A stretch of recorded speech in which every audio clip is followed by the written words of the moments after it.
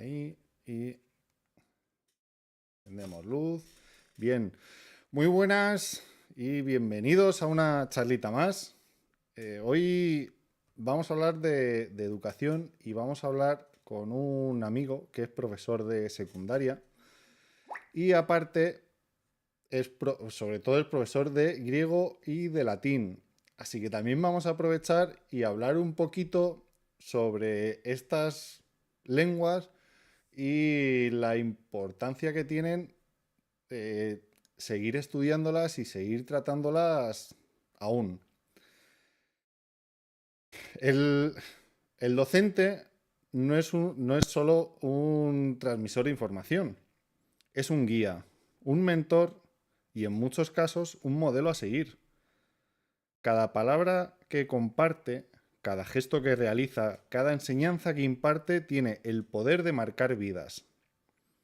En el mundo donde la tecnología se expande rápidamente, la labor del profesor va más allá de lo que las máquinas pueden ofrecer. Empatía, inspiración y la capacidad de adaptar la enseñanza a las necesidades individuales de cada alumno. Y vamos a dar paso a Juan Carlos Barriento, amigo, que es profesor de griego y latín de secundaria. Muy buena, Juan Carlos. Hola, buenas tardes, Jorge. ¿Cómo estamos? Bien, bien. Eh, Juan Carlos, la primera pregunta antes de empezar. ¿Un profesor deja de aprender? Nunca, nunca. Todo lo contrario. Cada día aprendes cosas nuevas. Si no llevas ese espíritu, pues vas a fracasar ante tus alumnos. Tienes que mostrarte siempre muy receptivo y transmitirles a ellos esas ganas, ese entusiasmo por las cosas nuevas, esa curiosidad, ¿no? Si tú no eres curioso, ellos tampoco lo van a ser. Antes hablabas de empatía, es la palabra clave, quizás. Si tú no consigues establecer ese contacto con tus alumnos, pues no hay nada que hacer, ¿no? Entonces, en ese sentido, pues tienes que estar a su altura en cuanto a medios y bueno, y en cuanto a feeling, a sentimientos también. Hay que saber escucharles muy bien, ¿no? Y la verdad es que yo aprendo muchas cosas de los jóvenes a diario, a diario. Ya, vamos a hablar un poquito, cuéntanos un poquito sobre ti, ¿desde cuánto hace que eres profesor? Pues yo ya llevo en esto muchos años. Empecé en el año 91, o sea que estamos hablando ya este debe ser mi curso 34º, 34º, 33º. Son ya muchos años, ¿no? En la docencia. He pasado por muchos sistemas educativos, he visto muchos cambios sobre el papel que luego en la práctica a lo mejor no han sido tanto, ¿no? Pero bueno, sí, las cosas han ido cambiando, como es obvio, ¿no? Con los tiempos. ¿Y por qué griego y latín? Bueno, pues mira, antes lo decías, es muy importante la influencia de los profesores, ¿no? Cuando yo estudiaba bachillerato, pues quizás el profesor que más me marcó fue mi profesor de griego, porque daba las clases pues, de una manera muy especial, que conseguía llegar a los alumnos y te transmite ese amor por esas materias, ¿no? Entonces, pues ese fue un poquito el punto de partida. Por eso, cuando antes en la introducción decías que los profesores eran más que unos transmisores de contenidos, pues totalmente de acuerdo contigo. La manera en que nos cuentan las cosas es quizás todavía más importante, ¿no? que los contenidos en sí mismos. Hay que saber conectar, ¿no? Hay que tener esa garra, ¿no? Ese espíritu para poder establecer esa empatía con el alumno. Y en mi caso, pues fue el griego, fue el profesor de griego. Desde el inicio empezaste con la lengua, con griego? O sea, ¿siempre Sí, has bueno, enseñado?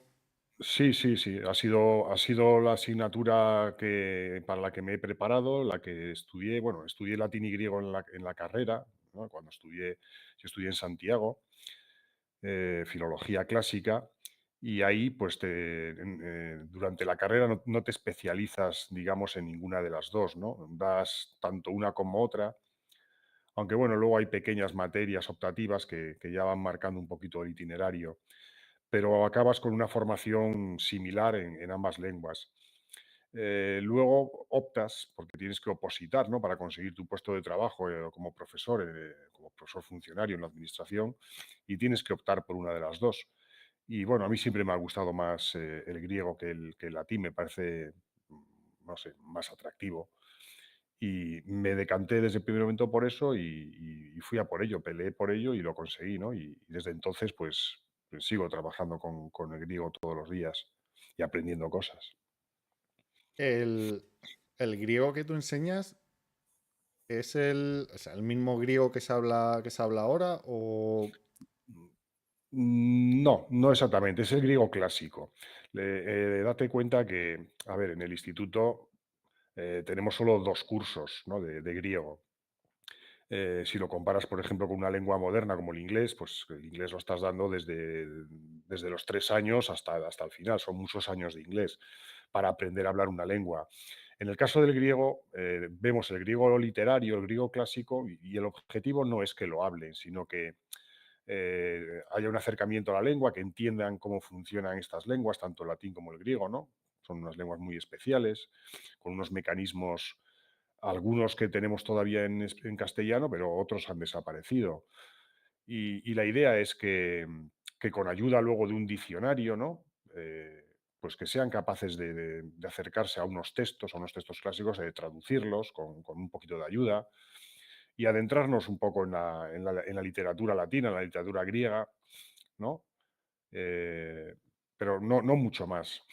El griego moderno, pues hombre, pues la base del griego moderno, evidentemente, es la del griego clásico, ¿no?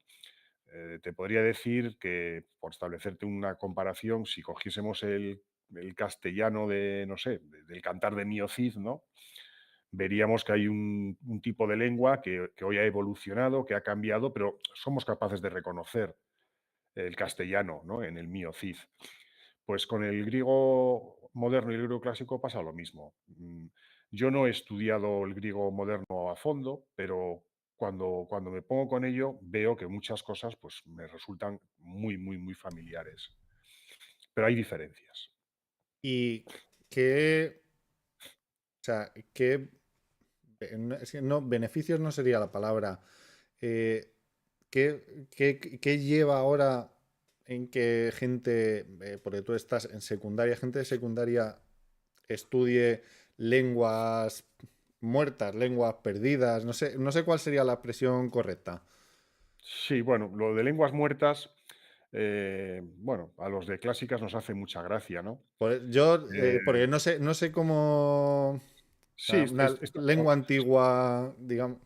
digamos que, a ver, siendo estrictos, cualquier lengua que ya no es hablada, ¿no? De la que solo permanece un lenguaje escrito, es una lengua muerta.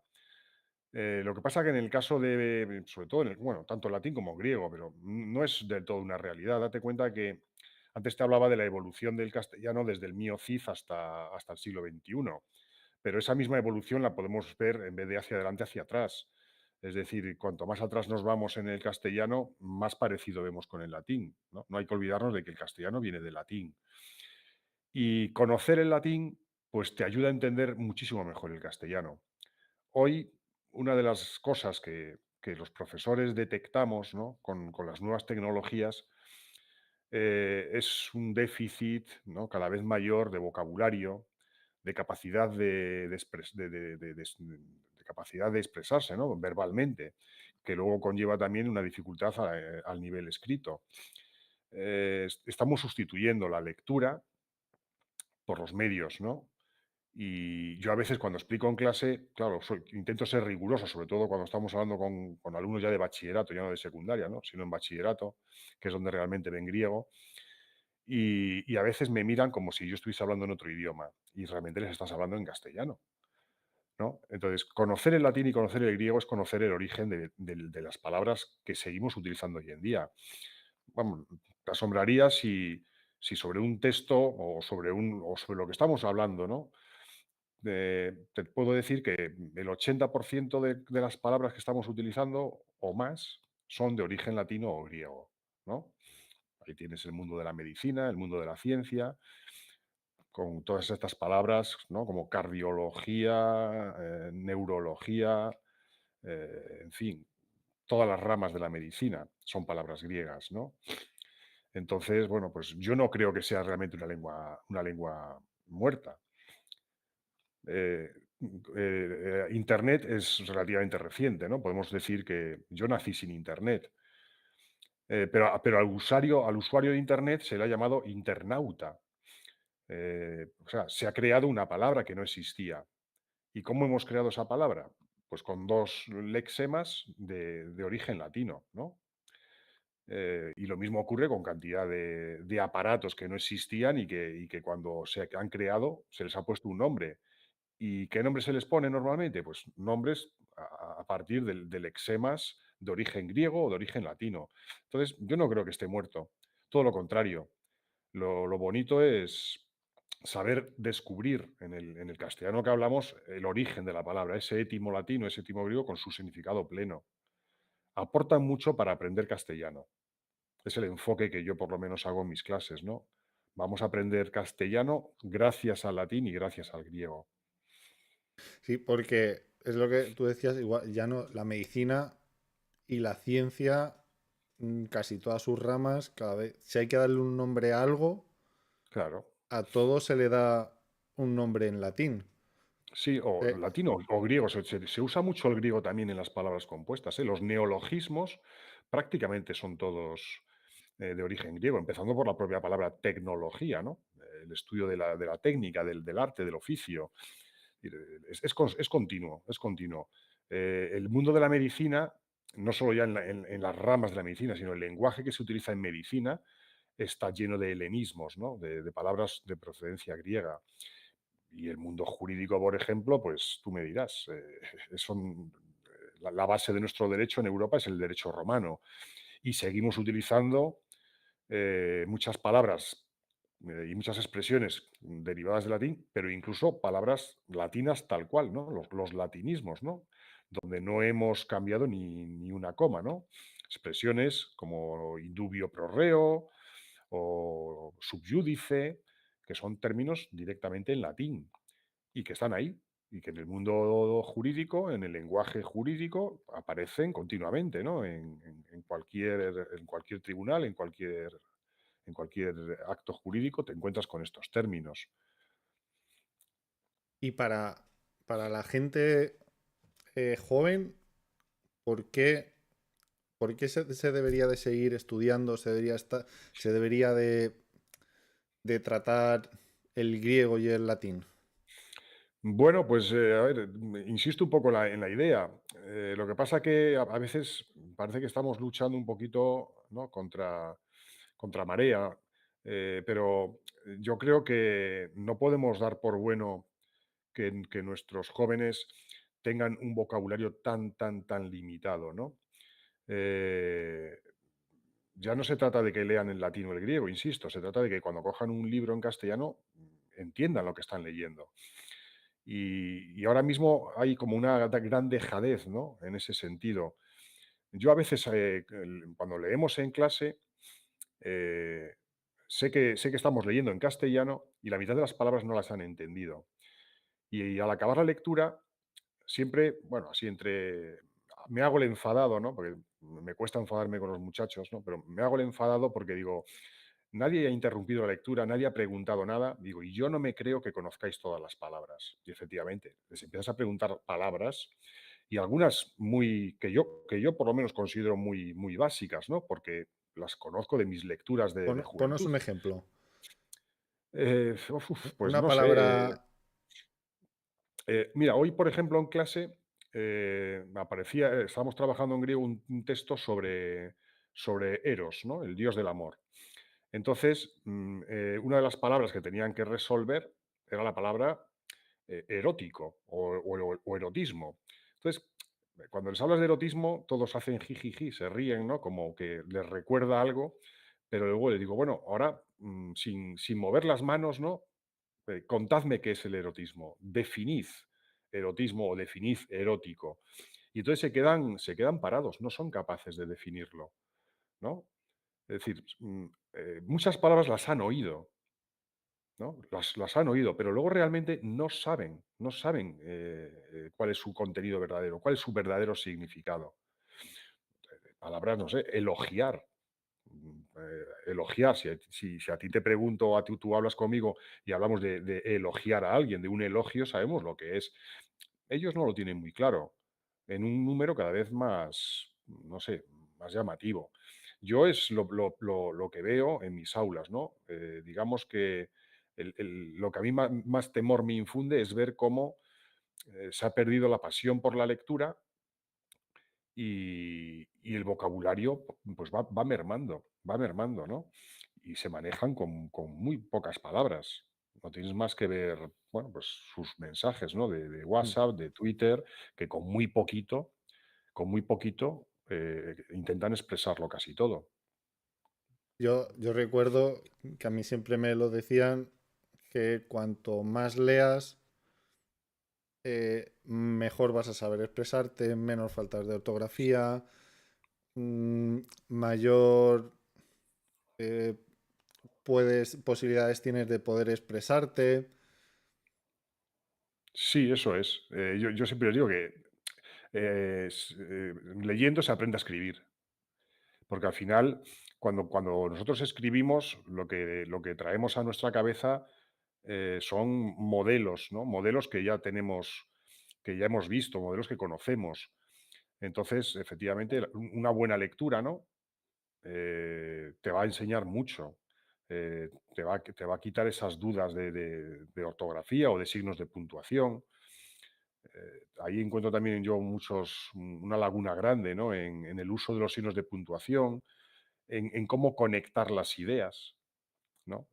Claro, hay que conocer las conjunciones y su significado para unir dos frases y darles a esas dos frases el sentido que tú quieres. Falta lectura. De manera general, falta lectura. Y ya te digo, me da un poquito de miedo que queramos sustituir eh, con las nuevas tecnologías todo lo anterior. Yo uso las nuevas tecnologías en mi aula y me parece una maravilla, pero hay cosas que no se deben olvidar y yo creo que la lectura y la escritura, ¿no? Ejercicios de escritura, es fundamental. No podemos dar por hecho que lo saben hacer porque tienen mucho que aprender, tenemos mucho que aprender y desde todas las asignaturas hay que estar machacando eso, ¿no? Lectura y escritura. Y lectura sin que sea un castigo para ellos. ¿Sabes? Es decir, yo les digo, leed lo que queráis.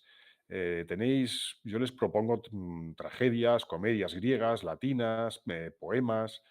Digo, mira, empieza una, si ves que te aburre mucho y no te gusta, déjala y coge otra, pero lee, vete leyendo. Hace falta un poquito de callo, ¿no? En esto de la lectura. Cuanto más se deja, más pereza da. Entonces, bueno, pues tenemos ahí un trabajo duro, ¿eh? Con las nuevas generaciones. Recuperar la lectura. Va a ser Ya, complicado, va a ser luego, complicado. luego más adelante ya entraremos en nuevas generaciones, cambio generacional, cambios en la educación, pero centrándonos un poquito en el latín, por ejemplo, ¿el latín de dónde viene? El latín es una lengua itálica, de la península itálica, como otras, como el osco, el umbro, lenguas muy antiguas, anteriores al primer milenio antes de Cristo, que además tienen un origen común, ¿no? Te hablo de lenguas itálicas, pero en realidad el origen se atribuye a una lengua común a la que se le ha puesto el nombre de indoeuropeo. Claro, el indoeuropeo abarca prácticamente el 99% de las lenguas habladas hoy en Europa. Se clasifican luego en familias, las lenguas germánicas, por ejemplo, ¿no? Como el inglés, el alemán, el danés, las lenguas célticas, ¿no? Como el gaélico, el córnico, el bretón, lenguas esas en la mayoría ya casi desaparecidas, lenguas eslavas, el ruso, el búlgaro, ucraniano, en fin, las lenguas griegas, todas tienen un origen común, ¿no? Se remonta al tercer milenio antes de Cristo. Estamos hablando de la edad de bronce, ¿no? Y de ahí derivan todas ellas. Esto está estudiado, es decir, hay la lingüística comparativa, que es una disciplina que se empezó a desarrollar ya a finales del siglo XIX, se dio cuenta de que al comparar vocabulario de unas lenguas y de otras había unas semejanzas, ¿no? Y claro, dices, estas semejanzas no pueden ser casualidad. Cuando en muchas lenguas ves que la misma palabra se dice de una manera muy, muy, muy similar, pues la única conclusión que puedes sacar es que tienen un origen común, ¿no? Del mismo modo que hacemos cuando comparamos francés, portugués, gallego, catalán, español, y vemos que se parecen mucho y sabemos que tienen un origen común, ¿no? Sabemos que vienen del latín porque además tenemos documentación escrita de manera ininterrumpida, ¿no? Desde la época de los romanos hasta hoy. El problema con el indoeuropeo, del que procede el latín, el griego, el inglés, el alemán y otras muchas lenguas, es que no tenemos esa documentación escrita. Pero el proceso es el mismo. Si la comparación te habla de parecidos y de muchos parecidos, pues la conclusión solo puede ser esa, ¿no? Y en eso están de acuerdo todos los lingüistas. Entonces, ese es un poco el origen del latín. Hay que remontarlo a esos pueblos indoeuropeos que en el tercer milenio antes de Cristo estaban asentados por el centro de Europa, entre el Mar Negro y el Mar Caspio, y que luego poco a poco se fueron expandiendo por toda Europa, incluso hacia Asia, llegaron hasta el río Indo, por eso el nombre de indoeuropeo, y hasta las costas del Atlántico, ¿no? Lenguas no indoeuropeas, pues mira, tenemos una en la península, ¿no? Una lengua que es el gran enigma, ¿no? De dónde viene, a quién se parece, no se parece a ninguna, y como no se parece a ninguna, pues no podemos determinar su origen. Hablamos del euskera, ¿no? Del vasco. Pero luego también, por ejemplo, el finlandés, el finés tampoco es una lengua indoeuropea y el húngaro tampoco es indoeuropeo. Por lo demás, todas las lenguas que se hablan en Europa son de origen indoeuropeo, ¿no? Cada zona del mundo tiene las suyas. Luego están las lenguas amerindias o las lenguas semitas o camitas o las lenguas asiáticas. Tenemos muchas familias de lenguas en el mundo. La nuestra es el indoeuropeo. Esa es nuestra abuela, digamos. Si el latín es nuestra madre, nuestra abuela fue el indoeuropeo. Que luego fue todo exportado a las Américas. Efectivamente, no se quedó aquí. Efectivamente, el castellano creo que hoy, no sé si ha rebasado ya al inglés en número de hablantes. Ocupamos la segunda posición después del chino, ¿no? Es que todo Sudamérica, Centroamérica, bueno, zonas de África, ¿no? Las colonias que tuvo, por ejemplo, España, Guinea Ecuatorial o Filipinas, pues tenemos ahí el español por muchas partes del mundo. Lo mismo ocurre con los franceses. Eh, hay muchas zonas donde se habla francés más allá, ¿no? de Francia. Tienes Canadá, tienes islas del Pacífico y el inglés, pues igual. Efectivamente. Luego, la historia, ¿no? Y los procesos históricos y políticos, ¿no? Son los que llevan a estas cosas, ¿no? Porque al final, ¿qué fue la conquista de América en su momento? Más que una estrategia, digamos, política, económica. Y mira, de aquello viene todo esto. Sí. Que sin meternos mucho en charcos, Sí. ahora que sacas el tema de lo de la conquista, sin entrar en su charco, quedándonos en el nuestro, nosotros somos lo que somos gracias a que nos han conquistado durante miles de años, decenas de civilizaciones diferentes. Sí, claro. O sea, Antes te hablaba nosotros de en la un... península ibérica, musulmanes, vikingos, celtas, romanos. A nosotros todo el mundo nos ha conquistado. Sí, pues no sé, yo lo veo, es algo que nos ha dejado una herencia muy importante, ¿no? Yo creo que eso nos ha enriquecido. Si antes te decía que el 80% del léxico del castellano es grecolatino, hay una parte también muy importante que es el árabe, ¿no? Que dejó aquí su huella, o lenguas celtas. Entonces, yo creo que hay que aprender a absorber de cada uno a lo mejor. Eh, Todo lo que sabemos hoy en día de astronomía y de matemática, es curioso porque lo situamos como origen en Grecia, pero muchas veces ha llegado a nosotros no directamente a través de los griegos, ¿no? Sino a través de los árabes, que tenían esos textos y que nosotros luego tradujimos del árabe al latín o del árabe al castellano, ¿no? A veces no llegan las cosas directamente, dan un pequeño rodeo, ¿no? En el tiempo y en la geografía, pero al final aquí están, ¿no? No podemos negar las grandes aportaciones de estas civilizaciones, desde luego. Y retomando el griego y el latín, Sí. ¿se sigue utilizando para crear, o sea, para escribir, o es un estudio de lo que ya está escrito? Hombre, a ver, el griego, yo creo que es la lengua más antigua, que se habla además de manera ininterrumpida, ¿no? En Europa, en distintos estadios. Hay un griego que ni tan siquiera era alfabético, que utilizaba una serie de signos que representaban sílabas, ¿no? Un griego silábico, que nos encontramos ya en la isla de Creta, ¿no? En la civilización minoica, en el segundo milenio antes de Cristo. Y eso ya era griego. Era un griego que luego fue evolucionando con el paso del tiempo, porque todas las lenguas evolucionan. No solo es el castellano el que tiene un castellano antiguo, el inglés tiene un inglés antiguo, el alemán tiene un alemán antiguo, ¿no?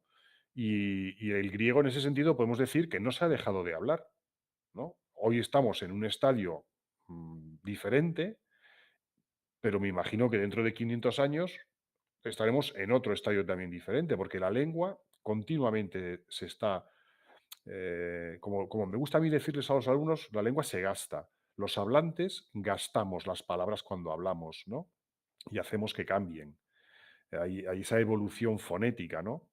Que hace que de una palabra, te pongo un ejemplo, no sé, pues una palabra que en latín era eh, ponten, pues salga la palabra puente. Dices, bueno, pues ahí vemos que hay muy poco cambio, ¿no? Una O que se ha convertido en UE, que ha diptongado, pero bueno, son muchas las reglas fonéticas que intervienen en estos procesos y de las que nosotros somos los autores, ¿no? Esto no viene impuesto por la norma ni por la academia. Los hablantes modificamos las palabras cuando hablamos, ¿no? Porque buscamos una comodidad. Entonces la lengua está en continuo cambio. Pues ya te digo, el griego lo tenemos ahí. Ya llevamos prácticamente más de 3.500 años hablando griego de manera ininterrumpida, ¿no? Y el latín, bueno, pues el latín sí que en ese sentido, sabes que ha quedado reducido a un ámbito muy, muy, muy concreto, ¿no? Que es el ámbito eclesiástico. Pues, hombre, el Papa sigue escribiendo las encíclicas en latín. Ahora hay por ahí también algunas emisoras de radio que quieren recuperar el latín, ¿no? Como una lengua hablada. No le veo yo mucho futuro a eso, la verdad. No sé si ese tiene que ser el camino. Yo creo que, bueno, el latín está ahí y tenemos esa tradición. Podemos aprender todavía mucho de los clásicos y sí, es el origen de nuestra lengua, ¿no? Es un estadio del castellano en realidad. Si rebobinamos 2000 años, esa era nuestra lengua. A mí, de latín siempre me ha hecho mucha gracia cuando descubrí por qué a un padre se le llama Papa y a los José se le llaman Pepe. Que es porque cuando firmaban que venía del latín, vendría del antiguo, cuando hablaban de José era Pater Putativus, ¿no? O algo así. Sí, sí, Y sí. empezaron a abreviarlo Pepe, Con dos P's hasta papá o Pepe. claro. Hay muchos términos relacionados con eso, ¿no? El término de Pepe, o, por ejemplo, cuando hablamos de expósito, ¿no? Que eran los niños expósitos. Decías, los niños que habían sido, literalmente, expósito es puesto fuera, ¿no? Si el pater familias no reconocía al hijo dentro de su familia, el niño pasaba a ser expuesto, ¿no? Se sacaba directamente a la calle y allí era abandonado. eh, Podía ser acogido por otra persona o no, pero bueno, ahí tenemos otra palabra, ¿no? Esos términos, expósito, un niño expósito. ¿De dónde viene lo de expósito? Pues literalmente el niño puesto fuera de casa. Sí, hay muchas curiosidades. No sé, yo en todos los textos, cuando estamos trabajando los textos, enseguida sale el tema del léxico y una cosa nos va llevando a otra, ¿no? Hay una cosa muy llamativa, siempre les hace gracia, la palabra equus, ¿no? Equus, que relacionamos con, por ejemplo, con ecuestre, ¿no? Una estatua de alguien montado a A caballo, caballo, sí. o con la equitación, ¿no? O el ganado equino. Claro, equus es una palabra de la que no viene la palabra caballo. O sea, se traduce, significa caballo, pero evidentemente la palabra caballo viene de otro término que también es latino, del término caballus, que designaba un animal así de grandes dimensiones, pesado, fuerte para el trabajo. Sin embargo, el femenino de equus, que es equa, sí que nos da la palabra en castellano yegua, ¿no? Y yo siempre les digo, si realmente hubiese seguido la misma evolución, equus hubiese dado yeguo, ¿no? Pero sin embargo esa palabra no la tenemos, ¿no? No existe la palabra yeguo, que sería la evolución normal de equus, se sustituyó, se buscó otra raíz, otra palabra, y tenemos, bueno, pues para el masculino caballo, pero para el femenino sí tenemos Ah, una raíz de equa, ¿no? De yegua. o sea, ahora está diciendo esto y me está viniendo a la mente, por ejemplo, hipopótamo. Bueno, hipopótamo es griega, es una palabra de origen griego. Vale. Son dos lexemas. Es curiosa porque está formada por el término hipos, que es caballo en griego, hipos. Estábamos hablando de ecus, yo ahora te hablo de hipos. Que un lingüista, aunque te parezcan a ti muy diferentes, sabría ver el parecido que hay porque proceden de la misma palabra indoeuropea, ¿no? Aunque suenen muy distintas, ese hipos y ese ecus. Pero bueno, viene de hipos, que es caballo, y hipótamos, que significa río. Entonces, la definición etimológica sería algo así como caballo de Caballo de río. río. Claro. Seguramente pues fue un nombre, pienso, que se le pondría por ver la rapidez con la que se desenvolvía en el agua. Bueno, en el agua y fuera de ella, ¿eh? Que pensamos que no se mueven mucho estos bichos, pero corren más que nosotros. No, sí, como dato, al año mueren más gente por culpa de hipopótamos que de cocodrilos. Sí, señor, eso es. Sí, Que sí. es un dato también es curioso. Un dato tirando de la hemeroteca, como Sí, sí. decimos, otra palabra, la hemeroteca, otra palabra griega, ¿no? Hemeroteca. Eh, Teca sabemos que es lugar o sitio donde conservamos o guardamos algo, y el término hemero viene de la palabra gemera, en griego clásico sería gemera, que significa día. Hoy en el griego moderno se dice himera, lo tenéis en la expresión calimera, ¿no? Buenos días, calimera. De manera que la hemeroteca es el sitio de las bibliotecas donde guardamos los diarios, es decir, las publicaciones diarias, los periódicos. Esa es la hemeroteca, ¿no?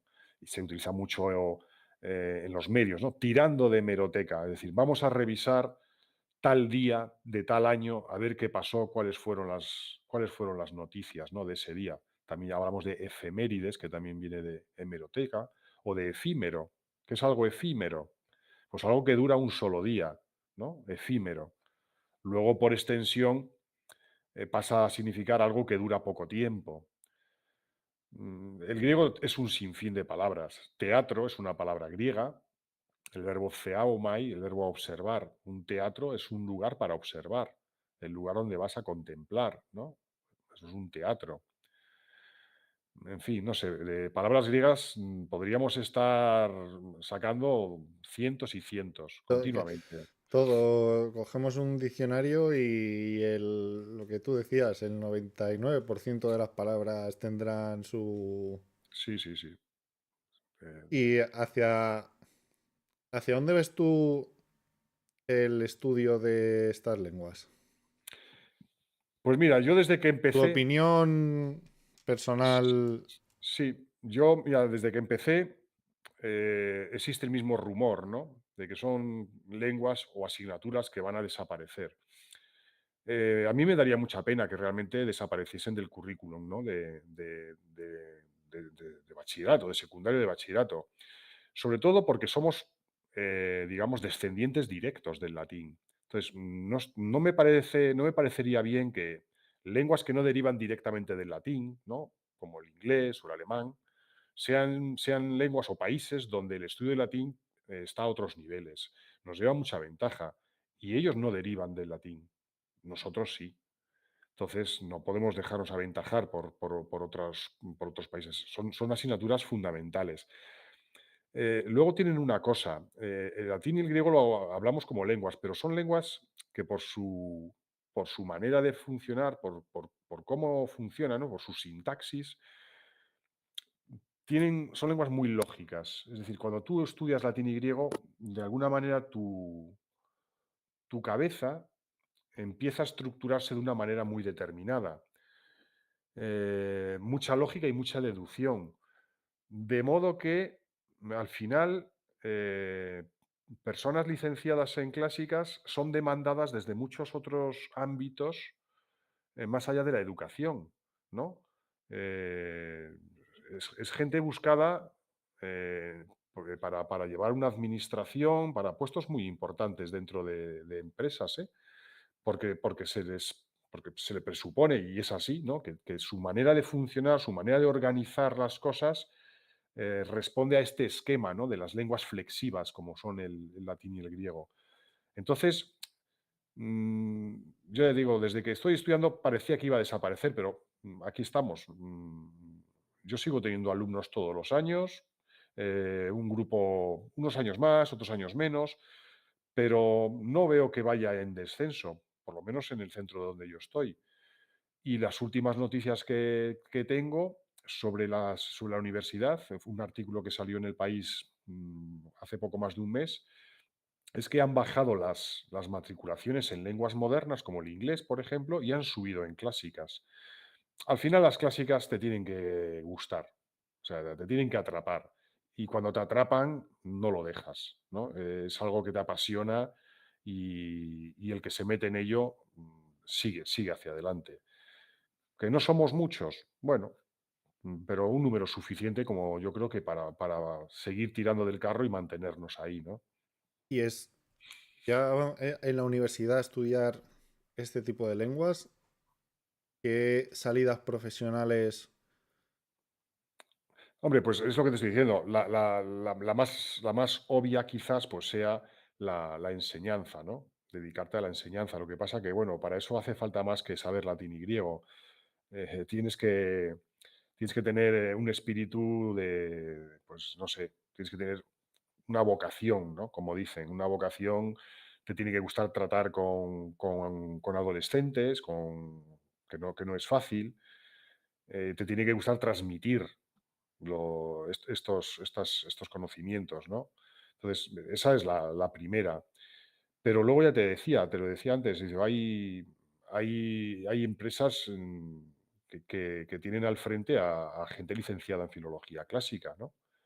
Porque, bueno, pues porque prepara las cabezas de una manera muy determinada.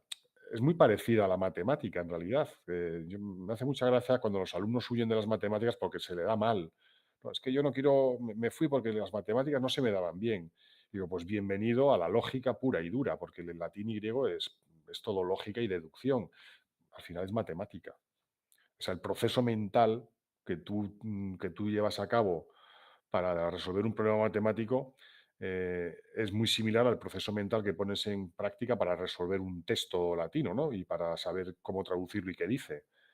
Es curioso, pero es así. Al final, las letras y las ciencias no son tan distintas como nos quieren hacer pensar.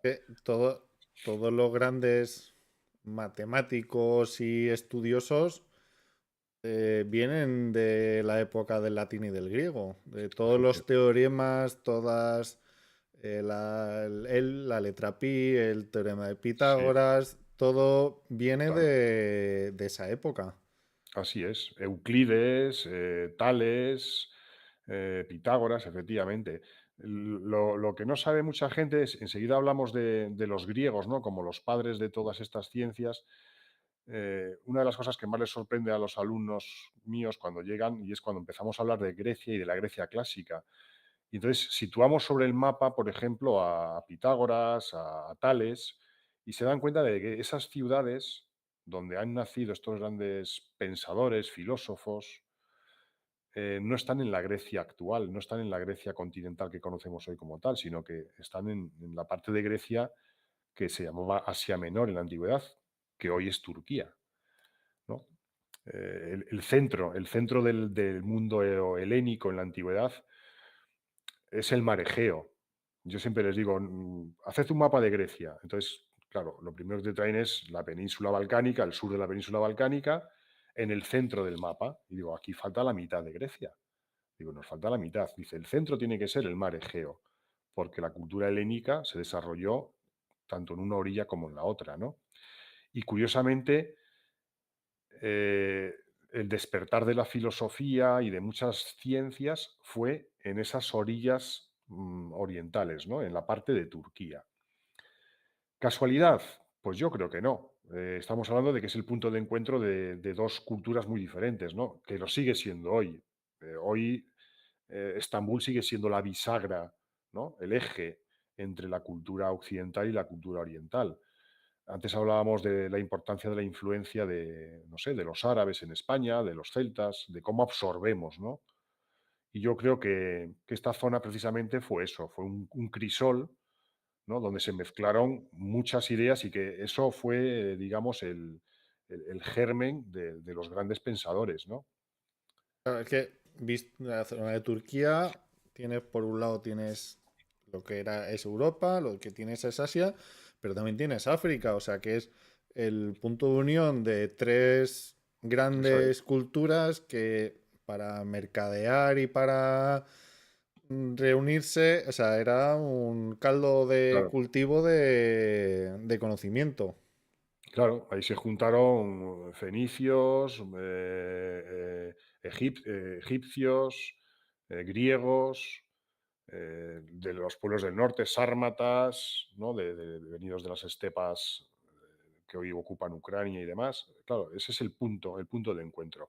El Mar Negro, que hoy también, por desgracia, lo tenemos en las noticias continuamente, ¿no? Esta guerra de Rusia y de Ucrania, pero el Mar Negro ha sido siempre un punto fundamental, ¿no? De encuentro de culturas, que además es un lugar con recursos, lo fue en la antigüedad, de grandes recursos económicos, ¿no?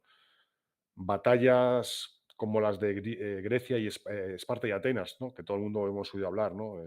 Este enfrentamiento, esta rivalidad, Esparta y Atenas.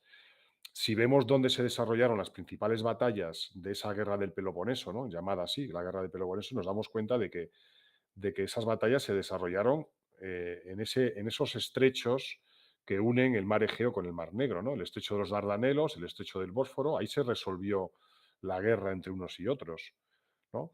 Fue el sitio de paso también de las tropas persas con anterioridad para cuando se enfrentaron con los griegos en las guerras médicas. Siempre ha sido un sitio crucial, ¿no? Crucial. Y hoy pues seguimos viendo que, bueno, que es el acceso también, ¿no? De esa parte del mundo al mar, ¿no? Al mar Mediterráneo, que es un mar que ya te permite ir al Atlántico, es decir, que estratégico en todos los sentidos, militar, pero también económico, ¿no? Es una zona de grandes recursos. Saliendo un poquito del latín y el griego, tú ahora mismo estás dando clase, ¿qué rango de edad estás? Pues mira, yo tengo este año, desde cuarto de la ESO, estamos hablando de 14, 15 años, creo que serán más o menos, hasta segundo de bachillerato, donde por edad pues están en torno a los 16, 17, ¿no? En segundo de bachillerato le corresponden ya 17 años, ¿no? Cuando van en su año normal. Entonces ahí está la media, está ahí, ¿no? Entre los 14 y los 17.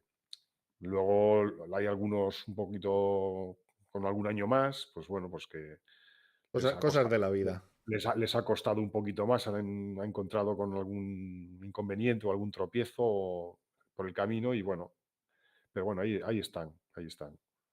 Y cuando empezaste a dar clase, ¿qué edades? Pues más o menos igual, porque recuerdo que cuando empecé, claro, no teníamos este sistema, ¿no? Cuando yo empecé a dar clases, lo que se daba en los institutos era todavía el BUP y el COU, ¿no? Que a mucha gente de hoy ya no le va a sonar, pero los que hemos nacido en los años 60, incluso 70, es lo que hemos estudiado, ¿no? Y recuerdo que en BUP se empezaba a estudiar latín en segundo de la ESO, o sea, en segundo de BUP. Segundo de BUP, equivale, pues sí, a lo que hoy sería cuarto de la ESO, Sí. ¿no? Pero entonces era obligatorio, todo el mundo hacía un año de latín, ¿no? Y todo el mundo hacía un año de física y química. Es decir que, bueno, y yo, me parecía un formato muy adecuado, ¿no? Es decir, que tuviese que estudiar, aunque luego te fueses a decantar por una cosa o por otra, el que tuvieses un curso, ¿no? Ahí al principio de letras, otro de ciencias, que vieses un poquito cómo iba cada cosa, también te permitía luego elegir con más seguridad. Me parecía un sistema muy adecuado. Y Bastante mejor que el que tenemos hoy, quizás.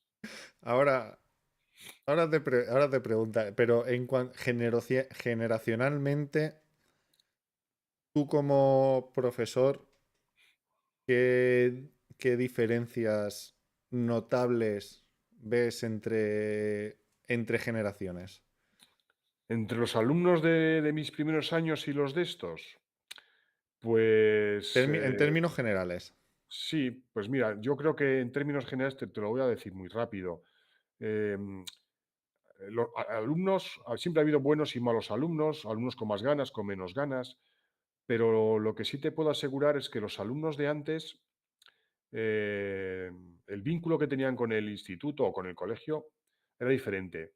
Había, había algo que se traía de casa, no es algo que se esté enseñando en los institutos, había algo que se traía de casa que era una educación, entiéndeme, una educación en los modales, ¿no? En respeto, ¿no? En respetar a una persona mayor que tú, en respetar al profesor, que hoy se ha perdido un poco.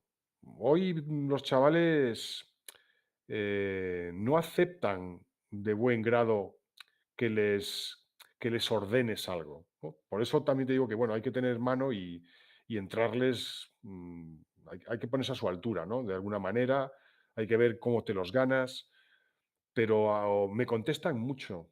Yo hace 30 años, cuando le decía a un alumno, por favor, siéntate aquí adelante, se levantaba y se sentaba.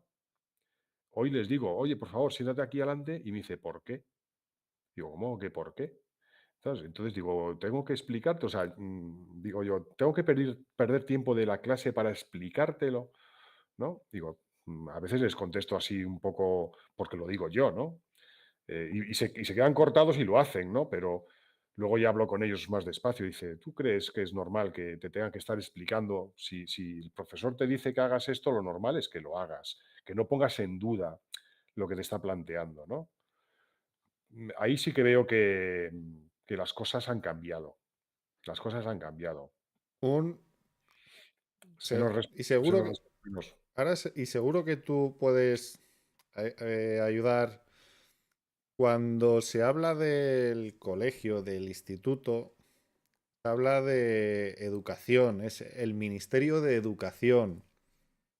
Pero es justo lo que tú estabas diciendo. O sea, la educación no es algo que se debería de estudiar, es algo que debería de salir de casa, ¿no? Eh, claro, un tipo de educación sí, un tipo de educación sí. Mira, ahondando un poquito en lo mismo, yo ahora salgo de un aula y quiero acceder, tenemos varios edificios en mi instituto, hay 4 edificios distintos. Entonces, bueno, pues para ir de uno a otro, sales de un edificio, atraviesas el patio, vas a entrar en otro y tenemos un sistema en el centro de aula materia donde los que se mueven son los alumnos, ¿no? En vez de tener una aula fija, ellos se van desplazando al aula donde está el profesor. De esta manera, hombre, pues conseguimos que ese cambio de 5 minutos se muevan un poco, estiren piernas, se desahoguen un poquito y también ha mejorado mucho la conservación de las aulas, ¿no?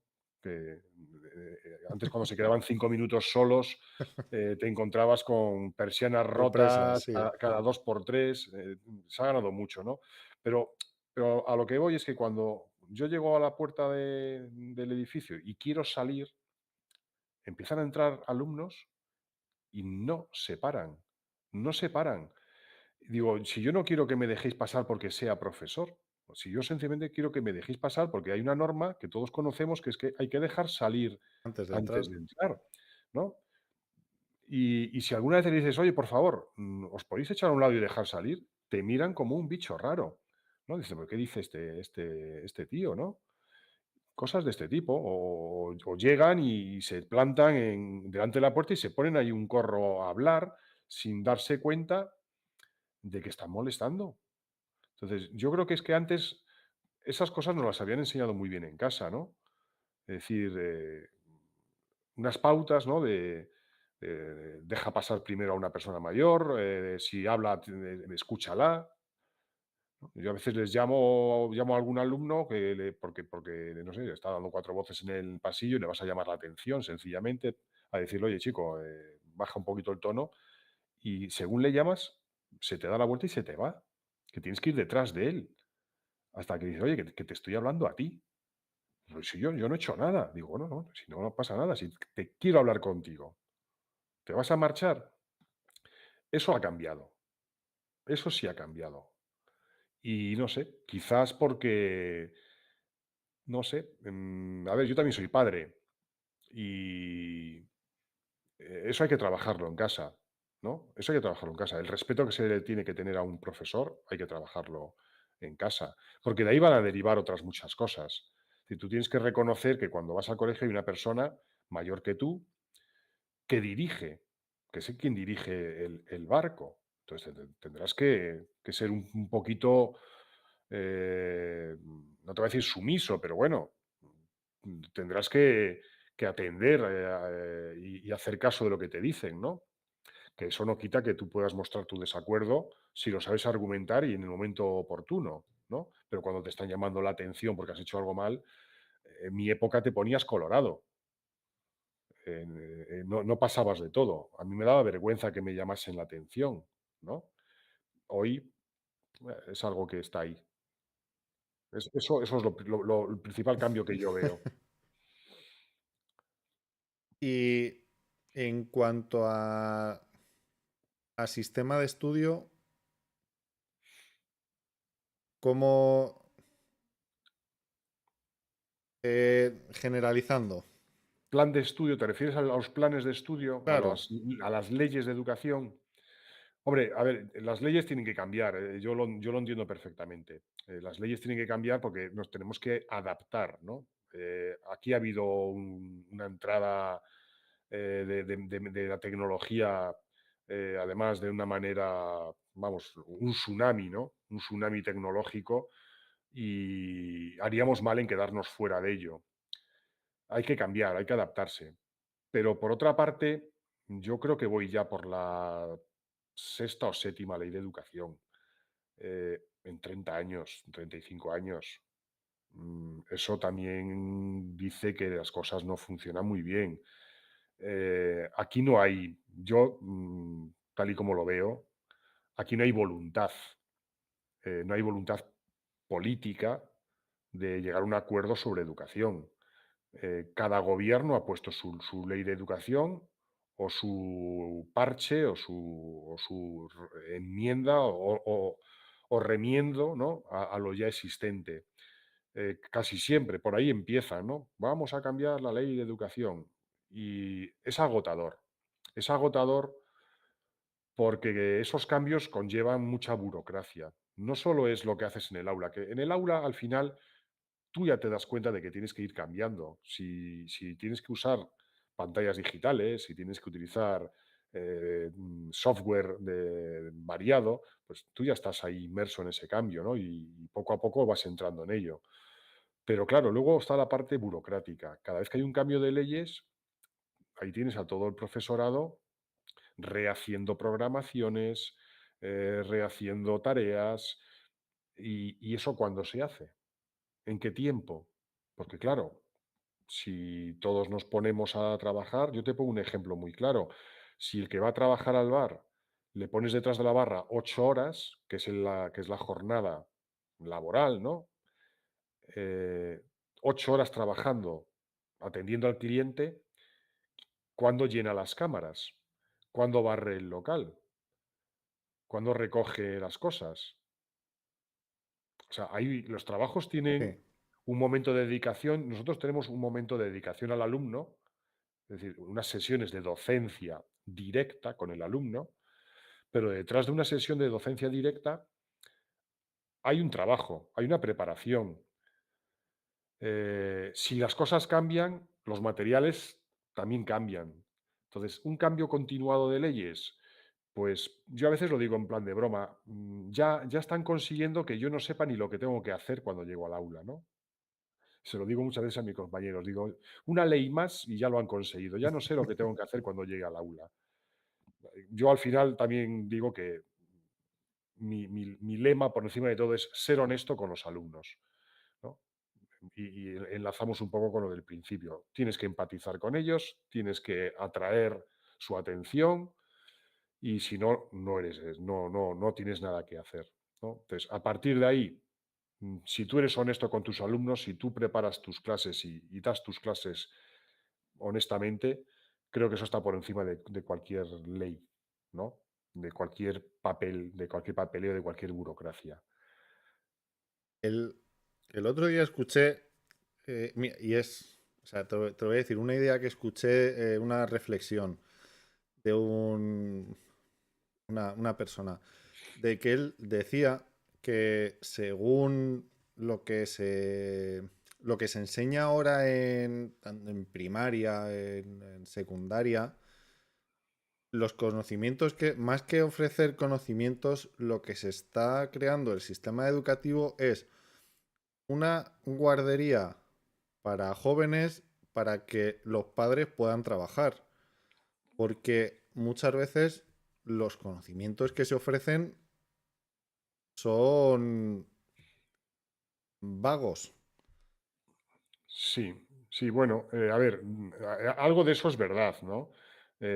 Ahora, por lo menos aquí en la Comunidad de Madrid, ya hay un run run que dice que queremos volver a la jornada partida. Bueno, yo como profesor te digo que me da igual, todo la jornada continuada que la jornada partida. Pero eso va a llevar a que los alumnos tengan que ir por la mañana y por la tarde y que hagan una cosa que en nuestra época no se hacía. Yo iba por la mañana y por la tarde al colegio, pero cuando salía yo llegaba a casa y como en aquel entonces las mujeres apenas tenían acceso al mundo laboral, llegabas y tenías la comida en el plato. Hoy, muchos de mis alumnos comen solos, a diario. O se tienen que calentar o incluso algunos hacer la comida. En etapas más tempranas, bueno, pues está el comedor escolar. Bueno, muy bien. Yo te digo que yo también tuve hijos y tuve la necesidad en algunos días de dejar a mis hijos en esos programas, ¿no? De primeros del cole. Y realmente cuando yo dejaba a mi hijo a las 7:30 de la mañana en un colegio, te aseguro que el sentimiento que yo llevaba cuando me iba de camino a mi trabajo era de todo menos de alivio, porque al final son muchísimas horas, ¿no? Y yo no creo que un niño tenga que estar tantísimas horas en un colegio. Me parece que en eso nos estamos equivocando. A veces les imponemos jornadas tremendas, ¿no? Tremendas. Y todo es precisamente porque los padres no están en casa y no pueden atenderlos, ¿no? Entonces, al final, pues, ¿cuál es el método más rápido de hacer esa función guardería a la que tú hacías referencia? Bueno, pues ya tengo montada la infraestructura. Vamos a usar los colegios para esto. Con lo cual también le estamos dando al colegio otro uso distinto al que en un principio tenía asignado. ¿Es bueno? ¿Es malo? Pues no sé. Yo te digo que mi opinión es que los alumnos deben estar en el colegio las horas que tienen que estar y no muchas más. Y no muchas más. Esa es mi idea. Otra de las de lo que se comentarios típicos sobre colegios es que mucha gente dice ahora que por qué a los niños no se les enseña, por ejemplo, en vez de las partes de un volcán, que es el ejemplo clásico que todo el mundo pone, por ejemplo, y se les enseña educación financiera. Bueno, a ver, estamos en un mundo donde ya sabes que lo que manda y lo que ha mandado siempre es el dinero, ¿no? Desde el exterior se maneja la educación, que en principio parece que suena bien, ¿no? Es decir, esto de hacer que la educación y el mundo laboral tengan un vínculo, ¿no? Que no sean dos cosas totalmente ajenas. Lo que pasa es que últimamente se está llevando a un grado quizás es exagerado, ¿no? Es decir, si al final vamos a tener que enseñar lo que las empresas nos demanden. Yo creo que la educación es algo más grande que todo eso, no es tan concreto. Es más, fíjate, ni tan siquiera se trata de contenidos, sino de aprender, de adquirir herramientas que te sean útiles para muchas cosas. Se pueden adquirir herramientas estudiando economía, estudiando latín o estudiando teatro. Es lo de menos, quizás sea lo de menos. Cuando tú llegas a un puesto de trabajo, ya a una edad adulta, los contenidos que no tienes adquiridos los adquieres con bastante celeridad, ¿no? O la empresa se encarga de que aprendas las cosas que necesitas. Pero nadie te puede enseñar en un momento, ¿no? De un día para otro, a ser puntual, y cuando digo puntual, tanto para llegar a los sitios como para cumplir tus plazos de trabajo, ¿no? Nadie te puede enseñar a hacer las cosas con perfección, ¿no? A exigirte a ti mismo que las cosas estén hechas, pues siempre de la mejor manera posible. Es decir, esa es la educación, más allá de los contenidos, ¿no? Yo creo que hay que enseñar a los chicos y hoy yo creo que la última ley de educación, bueno, la teoría va por ahí. Luego ya veremos si en la práctica realmente mm, estamos a la altura, ¿no? Pero la cuestión es esa, ¿no? El, tú, o sea, si tuvieras ahora una varita y tuvieras el poder de cambiar algo, ¿qué sería lo primero que cambiarías del sistema educativo? Pues mira, lo primero que cambiaría serían desde dentro. Los colegios, las aulas, las aulas. Em, la gran mayoría de las aulas de los institutos en España son cuatro paredes. Cuatro paredes con muchísimas sillas, muchas más de las que debería haber. Em, yo voy a un aula donde hay unos percheros en la pared, pero si cuelgas los abrigos en invierno que vienen mojados de la calle, la fila que se sienta al lado de los percheros acaba empapada, ¿no? O los que se tienen que poner en el lado contrario pegados a un radiador, que tampoco es bueno. Es decir, estamos hablando de que estamos metiendo 30 y pico alumnos, 36 si es necesario, en un aula que yo veo que es para 20. Es decir, el espacio físico lo primero, que parezcan aulas, ¿no? Que no sean cuatro paredes y un mobiliario que ya de por sí es bastante soso. Pero desde luego, a ver, la ratio de profesores-alumnos. Mira, yo he sido un afortunado en esto. Mis grupos oscilan entre los 15 y 20 alumnos. Es una maravilla. Puedes hacer un seguimiento diario de su trabajo y de su evolución. Con grupos de 30 o más de 30 es imposible. Es imposible. Ahí merma mucho ya el nivel de las clases. Si a eso le sumas que hoy por hoy en una clase te puedes encontrar perfiles muy, muy diferentes y muy variados y te tienes que adaptar a todos, eso necesita mucho tiempo, ¿no? El alumno que tiene una dificultad necesita un tiempo. El alumno que va más rápido que los demás necesita también otro apoyo. Es decir, que no es todo llegar y soltar un rollo, ¿no? Que cada alumno es una persona y cada persona tiene sus cosas y para atender debidamente a un grupo no puede haber un número excesivo de personas. Entonces yo empezaría por hacer aulas máximo de 20 alumnos.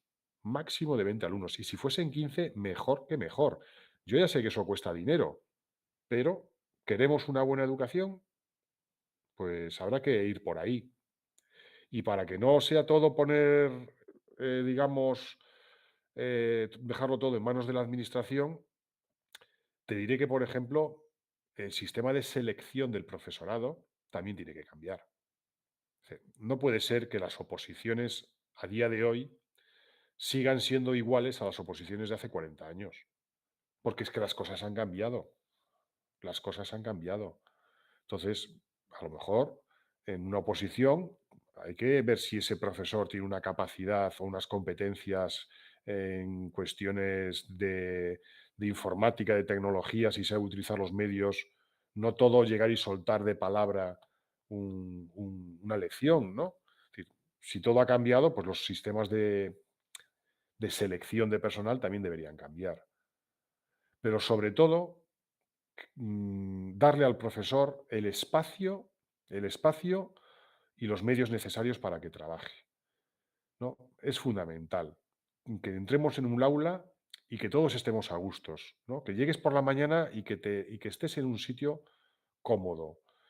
Tú lo puedes ver en tu casa. No es lo mismo ponerse a hacer la tarea en la mesa de la cocina que en tu despacho, donde tienes a mano tu material, tu impresora, tu ordenador, tus cosas, ¿no? La luz, ¿no? Es decir, que tengas... Es fundamental. El espacio es fundamental. O sea que eso sería lo primero. Darse una vuelta por los centros y ver cómo están.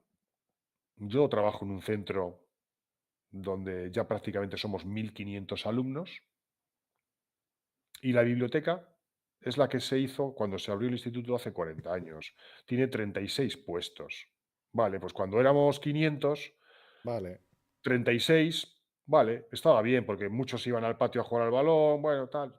Se llenaba, porque siempre se ha llenado, pero bueno, pues que ahora con 1.500 los chavales bajan a la carrera para ver si consiguen un sitio. Pues no me parece adecuado. Hay una gran masificación en los centros. La administración no lo quiere reconocer porque solo habla de alumnos por clase, pero el patio está masificado. Cuando has suprimido espacios de patio para crear nuevos edificios, estás reduciendo el espacio que tienen para su recreo. Cuando la biblioteca sigue siendo la misma, pero los alumnos son 3 veces más, pues la biblioteca se ha quedado pequeña. El aula de dibujo se ha quedado pequeña, el aula deportiva se ha quedado pequeña, y esto ha ocurrido en casi todos los centros. Claro, es difícil competir. Yo he visto algunos colegios privados con unas instalaciones deportivas que superan con creces a las instalaciones municipales de muchos pueblos de la Comunidad de Madrid. Pues eso es muy atractivo. Pero bueno, ojalá todos los colegios públicos tuviesen eso. Hace falta inversión. Creo que en educación hay poca inversión. Yo siempre he sido, o sea, y a lo mejor es una idea muy loca, pero profesiones como la educación, la salud, incluso todo lo que es jurídico del Estado, yo siempre he pensado que son profesiones en las que no debería de haber parados dentro de esos sectores.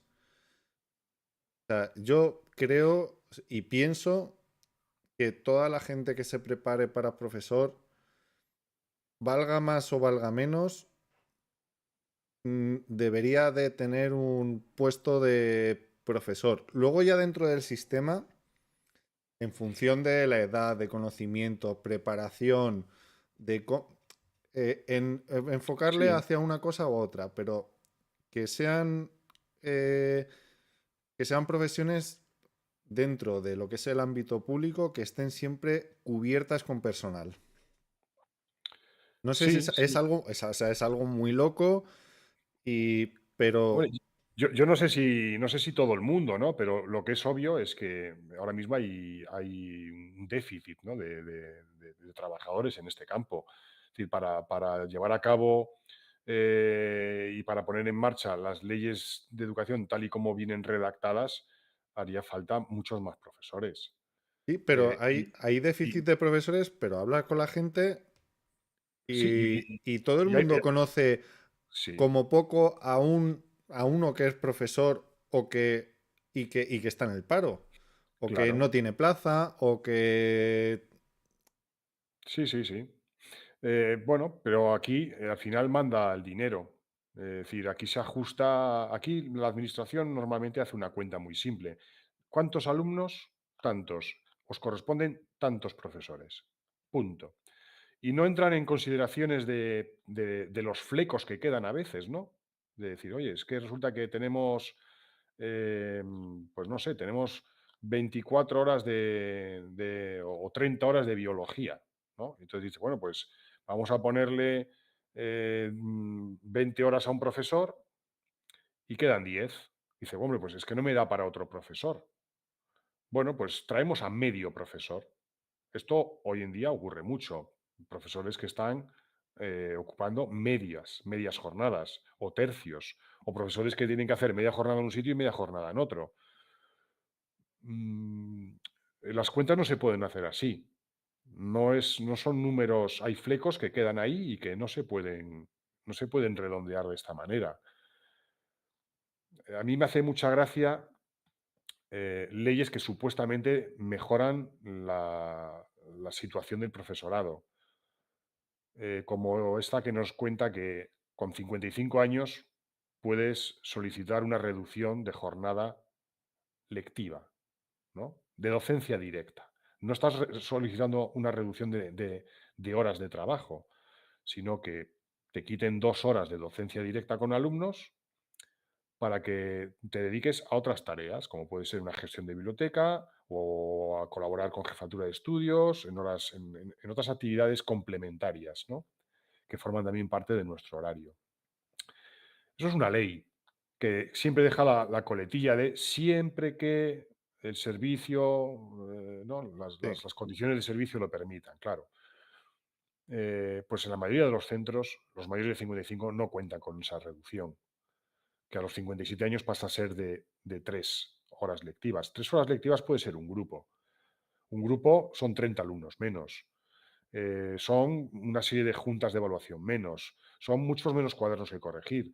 O sea, parece que no, pero cada grupo que tienes supone mucho trabajo.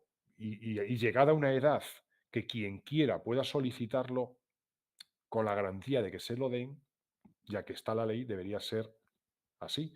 Sin embargo, la ley está. En teoría, queda muy bonito, pero luego en la práctica no te lo conceden en casi ninguna parte. Hay sitios que sí, hay sitios que no, un año sí, un año no. Entonces, como ley, bueno, pues no me vale. No vale vender luego que tú le has dado al profesorado algo que no le estás dando luego en la práctica, ¿no? En fin, hay, hay muchas cosas ahí de las que hablar, ¿no? De la situación laboral de un profesor, ¿no? Eh, claro, con la vocación se soluciona casi todo, ¿no? Al final, los propios profesores, como ahora hay jornadas reivindicativas, hay jornadas de huelgas, pero al final, como trabajas con un material muy sensible, ¿no? Que son personas, pues acabas haciendo el trabajo que te ponen, en el plazo en el que te dicen, ¿no? Y eso supone que muchos profesores se pasan tardes enteras en su casa corrigiendo cuadernos o preparando programaciones. Y ya no te quiero hablar, te hablo de un profesor, digamos, normal como yo, ¿no? Si hablamos de un tutor, que además de lo que yo tengo, tiene que mantener la comunicación con alumnos, padres, continuos escritos, una burocracia brutal, es una barbaridad de trabajo. Yo me enfado cuando mis compañeros me dicen que han estado el fin de semana corrigiendo exámenes. Digo, pues yo no. No, es que es así. No tenemos por qué trabajar el sábado y el domingo. No, no. Si nuestra jornada dice que no, pues es que no. Es que le han dicho que el lunes había que tener las notas. Digo, bueno, pues el Pues lunes, el pues lunes te las inventas, pero yo también veo que los juzgados están hasta aquí arriba de claro, papeles, ¿no? Dice, cuando te dicen que tiene que estar, pero no te dan tiempo para que lo hagas, pues tú, digo, vamos a hacer una huelga de celo, ¿no? Es decir, vamos a trabajar, a hacer todo, pero de manera escrupulosa, pero en el tiempo que corresponde. Entonces los tiempos no encajan, los tiempos no encajan.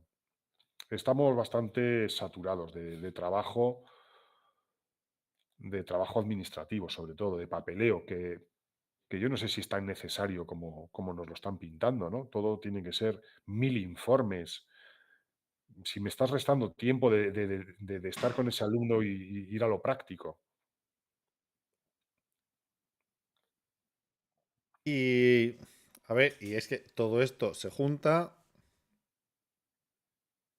en una clase, tienes treinta y tantos niños, treinta y tantos adolescentes, tres de ellos han repetido, uno pasa, el otro es que no hace nada más que maldades, con tienes otro con un retraso madurativo, tienes un par con síndrome Sí, de TD lo que sea, con dislexia o uno que acaba de llegar de de China. Rumanía o de China y no sabe español y está ahí en tu clase.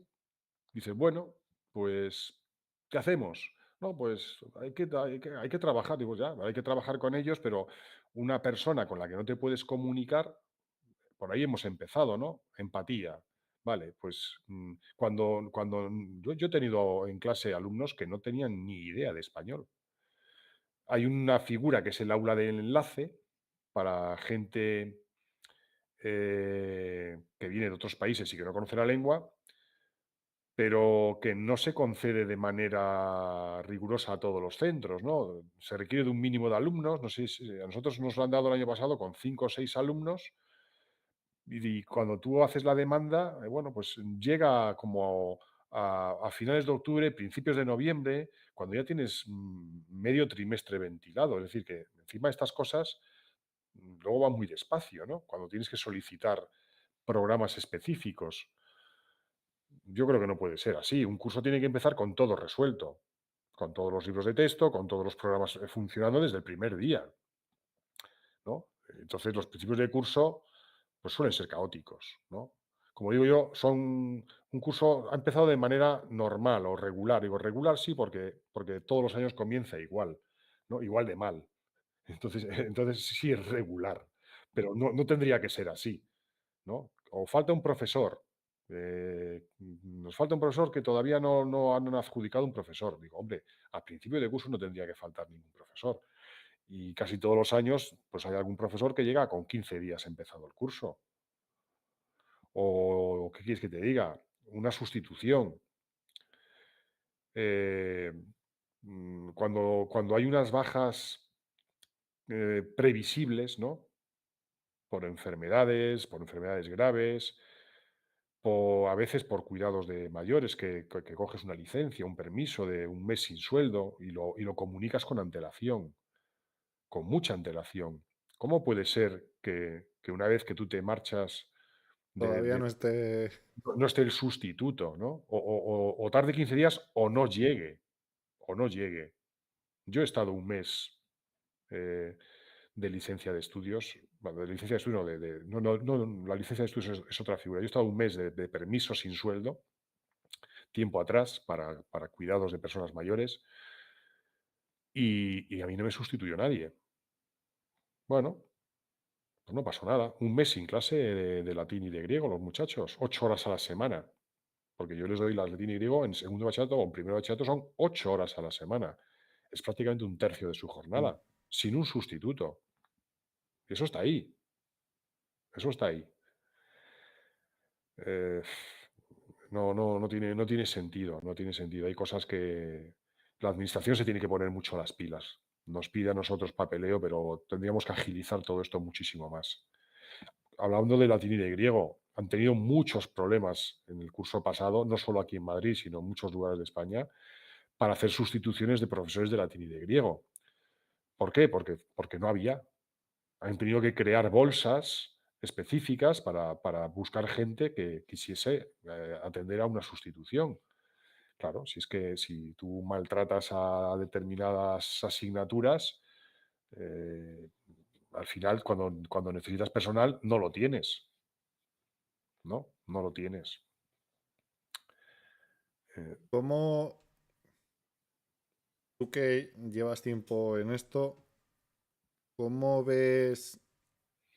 Yo de cuando yo estudiaba, yo lo más que recuerdo era un compañero que tenía que ir al logopeda. Pero ahora no hay clase que no haya o, o hiperactividad o algún síndrome de tal o dislexia o algún tipo de adaptación curricular. Ujú.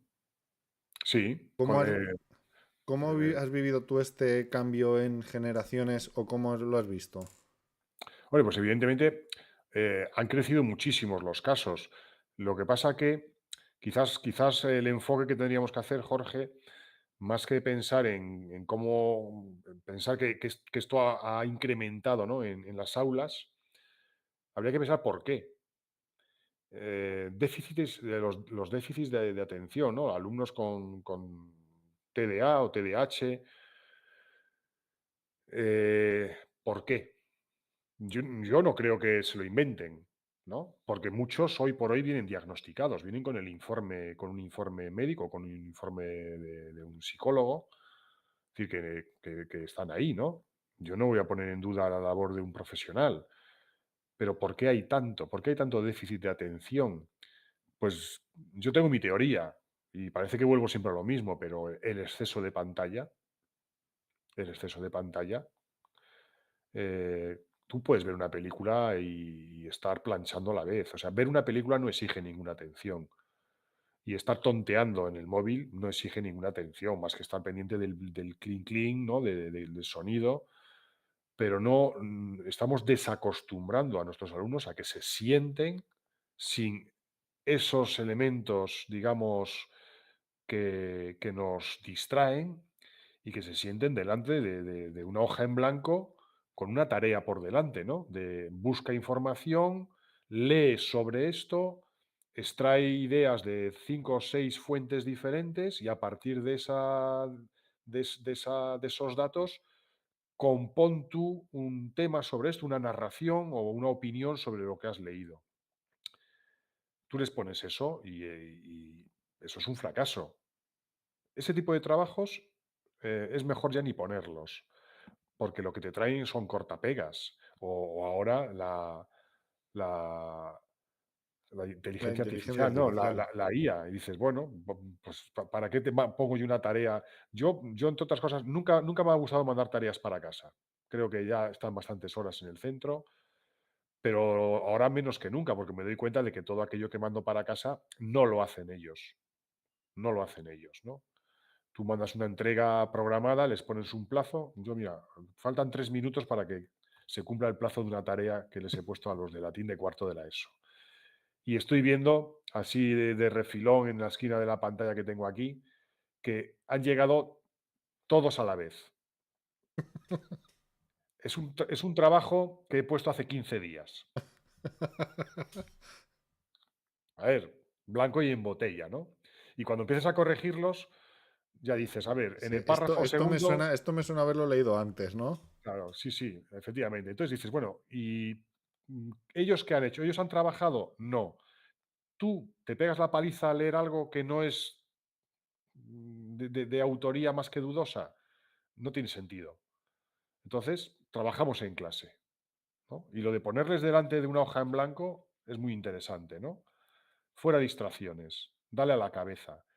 Y ahí te das cuenta de que les cuesta porque supone un esfuerzo que no están acostumbrados a hacer, que yo entiendo perfectamente. Yo siempre les digo, yo con vuestra edad era igual que vosotros. Si me decían estudio por un lado, eh, patio por otro, yo lo tenía muy claro, ¿no? Me iba al patio, iba a jugar al balón, no iba a estudiar. Pero claro, estaba madre, estaba padre que te decían: "No, no, tú ahí sentado hasta que acabes los deberes", ¿no? Hoy falta eso, el sentarse y el esforzarse delante de algo y hacerlo tú. Todo ha sido corta-pega, pero no solo los alumnos. Los profesores también usamos el corta-pega y cada vez más, ¿no? Yo veo material de páginas de profesores que se repiten una y otra vez. Y hombre, pues lo normal es que cada profesor tuviese su propio material, ¿no? Porque como dice el refrán, cada maestrillo tiene su librillo. Claro, estamos convirtiendo esto en, tengo que hacer un trabajo y el trabajo consiste en darle 2 clics al llegar a casa al ordenador y en 5 minutos han hecho el trabajo. Bueno, pues, déficit de atención, claro, hay que entrenarlo, hay que entrenarlo. Desde pequeños hay que crear el espacio dedicado al estudio y enseñarles desde el principio que estudiar a veces o muchas veces es divertido y otras veces requiere de un esfuerzo o supone un problema y el reto no está en divertirse, sino en ser capaz de solventar el problema, ¿no? Y poner de tu parte ese esfuerzo. Eso se ha dejado de lado. Entonces, yo entiendo perfectamente que haya tantísimos chavales con problemas con esos déficits de atención, ¿no? Yo lo veo cuando mis hijos encienden la Play, ¿no? Cuando eran más pequeños y cogían la Play los fines de semana, que hay un aviso ahí que habla de que el uso excesivo de la Play puede causar, Sí, epilepsia, ataques sí. epilépticos, ¿no? Gente que tenga problemas de hipersensibilidad, que se abstenga de estar mucho tiempo con esto. O sea, eso es todo lo que obligan a un gigante, ¿no? Como Sony, para prevenir estas catástrofes, porque hoy es una catástrofe. Muchas de estas cosas proceden de ahí, ¿no? Entonces, bueno, pues normal que ahora haya crecido en número, es normal. Yo lo veo que se ajusta al contexto social en el que vivimos, ¿no? Y esto va cada vez porque ahora ya en muchos cursos se han sustituido incluso ya los libros por tablet. Bueno, eso en algunos centros, pero nosotros seguimos. Es verdad que los libros de texto cada vez se utilizan menos. En los niveles más bajos se sigue utilizando el libro de texto. Por lo menos en mi centro consideramos que los alumnos de primero, segundo de la ESO, que vienen del colegio muy, muy traídos de la mano, ¿no? Continuamente por el profesor, pues para que no haya un cambio muy brusco, en esos cursos sí se recomienda el libro de texto. Pero según van pasando los años, hoy son muchos los profesores y las asignaturas donde no se utiliza ya ningún libro de texto. Se sube material, ¿no? Y se utilizan las plataformas. Nosotros sobre todo utilizamos Classroom, ¿no? No sé si te sonará Sí, de que, bueno, tiene cosas a lo mejor mejorables, pero es bastante funcional, ¿no? Te permite trabajar y trabajar de manera colaborativa bastante bien. Entonces el libro de texto se ha quedado un poquito de lado, ¿no? Tú creas, yo creo cada año el libro de texto y además cuando acabo el curso elimino todo lo que tengo y el año siguiente empiezo de cero. Tengo mi banco de recursos propio, ¿no? pero cada año cambia, ¿no? No sigue siempre el mismo orden, porque los alumnos también cambian. Entonces, los libros de texto, como tal, en papel, cada vez se usan menos. Y los libros digitales, tengo que decir que me parecen un poco engorrosos para su uso. Una cosa es, claro, en primaria que tienen que hacer 4 ejercicios, 4 tablas muy contadas, pero otra cosa es cuando ya llegas a unos bloques de contenidos amplios. Yo veo el libro digital con muchísimas propuestas, que al final no puedes dedicarle, tiempo a todas, no te da tiempo a hacerlo. Me parecen un poquito exagerados los libros de texto, demasiadas tareas, demasiados ejercicios. Al final es el profesor el que elige un poquito lo que le viene bien. Pues, yo, por ejemplo, principalmente vengo del mundo de la automoción y es un campo que evoluciona mucho, hay muchos cambios y hay mucho reciclaje y mucha formación. ¿En la enseñanza vosotros también tenéis eso? Sí, sí, hay cursos de formación continua, ¿eh? Todo eso es verdad que tienes continuamente, muchísimos cursos, ¿no? Otra cosa es si esos cursos que nos ofrecen te resultan atractivos o son valiosos para lo que tú quieres, porque hay de todo, hay de todo. Hay cursos a los que yo no les veo gran utilidad. Se quedan muchas veces en vamos a aprender a utilizar un software determinado, pero que luego te das cuenta de que no encaja muy bien con lo que estás haciendo, son cosas que se quedan muchas veces a medias. El otro día precisamente lo hablaba con los compañeros. Me acuerdo de cuando empezaban las redes, que lo que se utilizaba sobre todo eran los blogs. Hoy un blog se ha quedado a lo mejor como algo ya muy, muy arcaico, ¿no? Hay miles, miles de blogs abiertos de los que ya no se acuerda ni su propietario. Se abrieron para hacer un curso donde te enseñaban a cómo subir unas entradas y ahí se han quedado, ¿no? Es curioso esto, sí. Pero vamos, sí tenemos formación. Es obligatorio. La oferta de formación es obligatoria. Además, en nuestro caso, si no haces esa formación, no cobras el complemento específico docente correspondiente, con lo cual, bueno, pues ahí ya tienes un incentivo, ¿no? Para hacerlo. No tampoco exigen demasiado, te quiero decir, son 100 horas, 100 horas de formación cada 6 años, que luego no las cuentas realmente. Cuando haces cursos o sale un curso atractivo, te apuntas y cuando ves que un curso no te gusta, pues no lo haces. Pero vamos, hay muchos cursos. Hoy, sobre todo, hay cursos, pues, no, pues que sí se ajustan, yo creo que bastante bien a lo que estamos viendo en las redes, ¿no? Cursos sobre seguridad en Internet, cursos sobre cómo detectar o cómo gestionar casos de acoso escolar, el uso de las redes. Es decir, que sí, que ahí hay un apoyo, por parte. Ahí tengo que decir que la administración sí lo está haciendo bien porque hay una oferta de cursos bastante amplia y continua.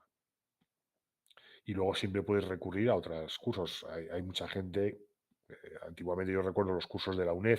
La UNED preparaba cursos de formación de profesorado muy interesantes, ¿no? Muy interesantes. Sí está ahí.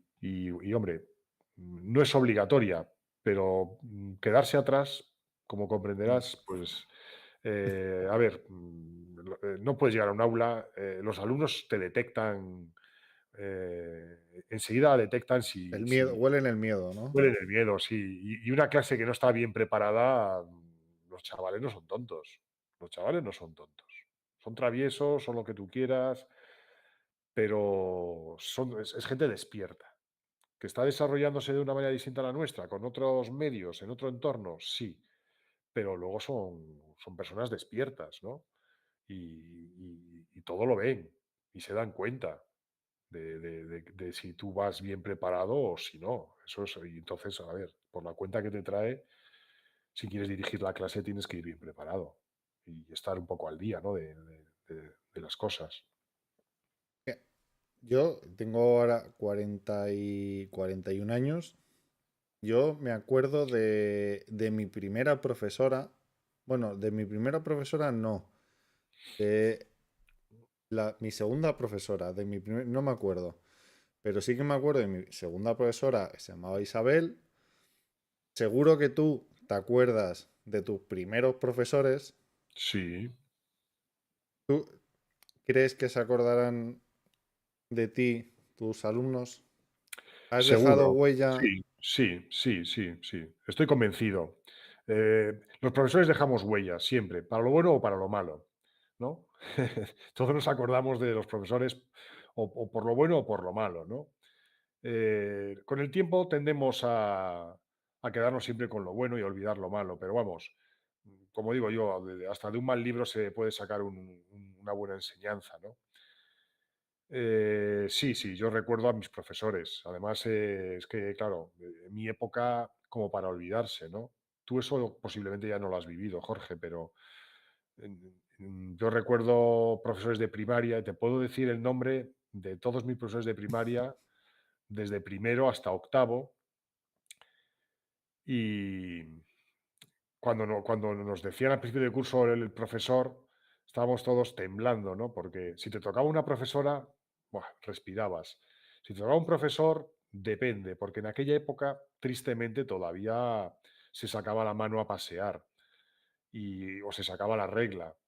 Eh, Aquello también había que haberlo revisado en su momento, ¿eh?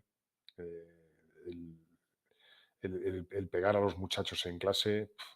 Y yo todavía tuve esos coletazos, yo los recuerdo en tercero, cuarto, quinto, sexto de primaria. Todavía se vivían en las aulas episodios de este tipo, ¿no? Que hoy es impensable, ¿no? Hoy a veces lo piensas y dices, ¿qué torta te daba? Pero desde luego no lo haces, evidentemente, ¿sabes? Dicen los padres, usted si ve que se pone pesado, usted le da un bofetón. Bueno, ¿cómo le voy a dar yo un bofetón? Si no se lo doy a mis hijos, se lo voy a dar a él. Hay que entenderse de otras maneras, ¿no? O sea, han cambiado mucho las cosas, pero sí que recuerdo a los profesores y sobre todo hay profesores que recuerdo con mucho cariño, ¿no? Pues en primaria por el afecto, sobre todo, más que por lo que te enseñaban, porque habían sido cariñosos contigo, en un entorno donde, pues como el que te estoy contando, ¿no? Donde podías tener un profesor hostil, ¿no? Entonces, cuando alguien te mostraba cariño, pues a esa persona la recuerdas. Y profesores de instituto, pues ahí sí que tengo que decir que me acuerdo sobre todo de aquellos que, que dejaron huella positivamente, ¿no? Porque me atraían sus clases y porque yo consideraba que estaba aprendiendo muchas cosas en sus clases y me gustaban sus clases, ¿no? No me aburría, no me aburrían las clases. He tenido magníficos profesores de historia, de filosofía, de griego maravilloso. He tenido también lo que yo he considerado malos profesores, pero bueno, también tienes que aprender a lidiar con eso, ¿no? Yo se lo he dicho a mis hijos y se lo digo a mis alumnos. Es que el profesor, la de lengua me ha dicho, digo, pues, tú, unos somos buenos, otros somos malos, unos mejores, otros peores, pero al final quien tiene la sartén por el mango es el profesor y tendrás que adecuarte. Y no creo que sea malo, ¿no? Es decir, que ellos también vean que hay diferencias, que analicen. Eso además también es importante, ¿no? Cuando tú haces una evaluación al final de curso o a mitad de curso, una evaluación, una autoevaluación y una evaluación tuya, pero por parte de los alumnos, ¿no? Que eso es un material muy interesante. Eso antes no se hacía nunca. Ya llevamos muchos años. Yo llevo muchos años dándoles a mis alumnos un test de evaluación donde ellos me evalúan a mí, ¿no? De manera anónima, me evalúan a mí a la hora de dar las clases, en cuanto a los materiales que aporto, en cuanto a todo, puntualidad en las aulas, la manera de explicar, los recursos, si se adaptan, si no se adaptan, la manera de calificar, una revisión a fondo, ¿eh? Y tengo que decir que al principio los profesores teníamos un poco de miedo de este tipo de herramientas, ¿no? Bueno, pues a mí me han servido para mucho. Tengo que decir que aquí hay que leerlo y hay que hacer caso, ¿no? Y cuando un alumno o un grupo de alumnos considera que los materiales que estás utilizando no se ajustan mucho a lo que a lo que luego les pides, pues tienes que reflexionar y tienes que cambiar.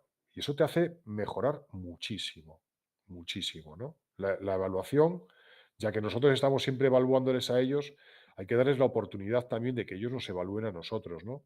Y tener la modestia, ¿no? De aceptar las críticas y de darte cuenta de que efectivamente te están a veces poniendo colorado, ¿no? Diciendo: "Oye, pues vale, pues me tengo que cambiar", y te pones a ello. A mí eso me ha ayudado mucho, ¿no?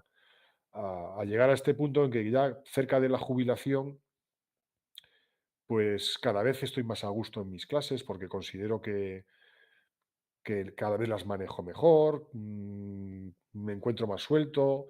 Realmente yo ahora disfruto mucho de mi trabajo porque es algo que ya controlas, ¿no? Es algo que sabes ya a lo que has dedicado toda tu vida y bueno, ahora está dando sus frutos a nivel personal, ¿no? A nivel emocional, tengo que decir que la experiencia aquí sí que es un grado.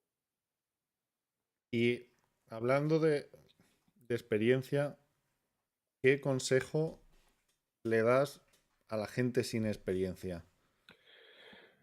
Pues sobre todo mucha paciencia con todo, con todo. Cuando venimos como toros, con las ideas muy claras. eh, Creemos que lo que hacemos está siempre bien, ¿no? Dejamos poco margen a escuchar a otros. Entonces yo creo que, sobre todo paciencia, paciencia ante todo con los alumnos. A ver, son chavales, están en la edad, están en una edad muy delicada. Son muy sensibles a su entorno. Un mal comentario puede hacer mucho daño, porque a un adolescente, a ver, en clase, no sé, tú no puedes hacer comentarios que resulten humillantes, eh, no puedes dejar a ninguno, ¿sabes?, con el culo al aire. Siempre tienes que ofrecerle una salida honrosa. Con los muchachos tienes que dialogar y tienes que tener mucha paciencia, mucha paciencia. Son trastos, te van a sacar de tus casillas todos los días. Entonces, eso hay que aprender a gestionarlo, ¿no? Y poco a poco vas a desarrollar tus propias herramientas para que ellos se tranquilicen y para que tú estés por encima y que ellos te vayan escuchando. Paciencia con los compañeros. Yo, por la asignatura que doy, mm, mis compañeros dicen que soy un privilegiado porque estoy en un departamento unipersonal, unipersonal. Yo les digo que me gustaría haber tenido compañeros de departamento, aunque luego sé que muchas veces surgen tensiones y diferencias dentro de un departamento. Bueno, pues tenemos que entender que no todo el mundo es tan ordenado como tú, o su orden es diferente al tuyo, o su nivel de exigencia es diferente, su manera de hacer las cosas es diferente, y no podemos pensar que todos tienen que trabajar como tú. O sea, que también hay que tener mucha paciencia con los compañeros, ¿no?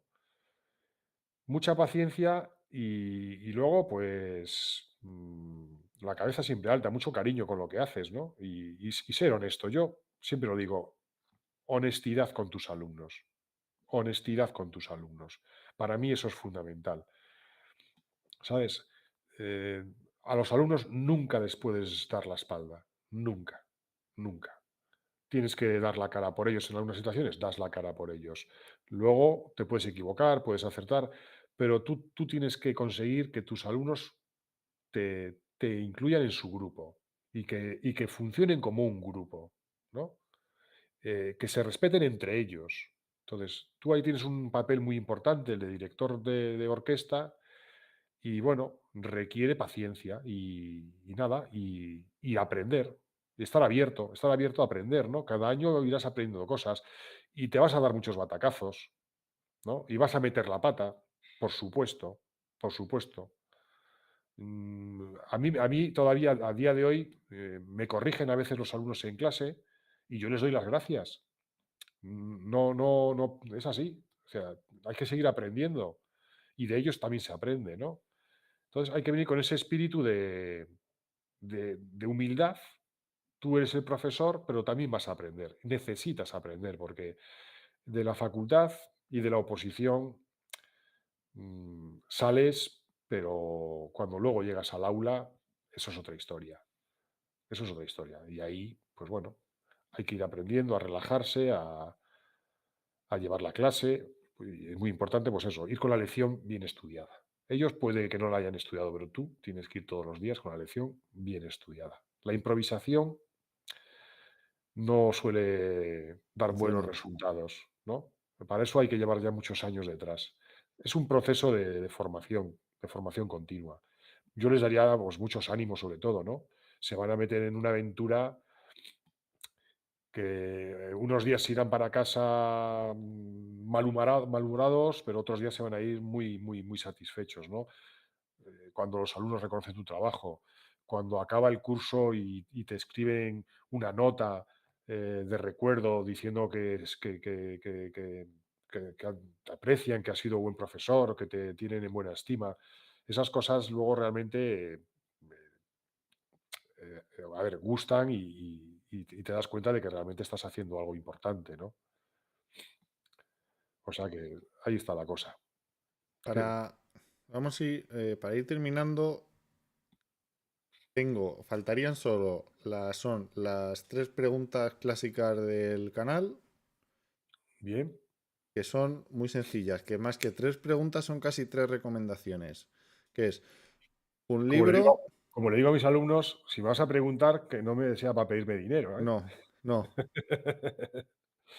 un Dime. libro, una película y música, un disco, un grupo, Vale. Bueno, pues mira, un libro, te voy a responder precisamente, como hemos estado hablando de mis asignaturas de latín y de griego, quiero recordar aquí a un escritor que falleció el año pasado, italiano, Nuccio Ordine, que tenía un libro que se llamaba La utilidad de lo inútil.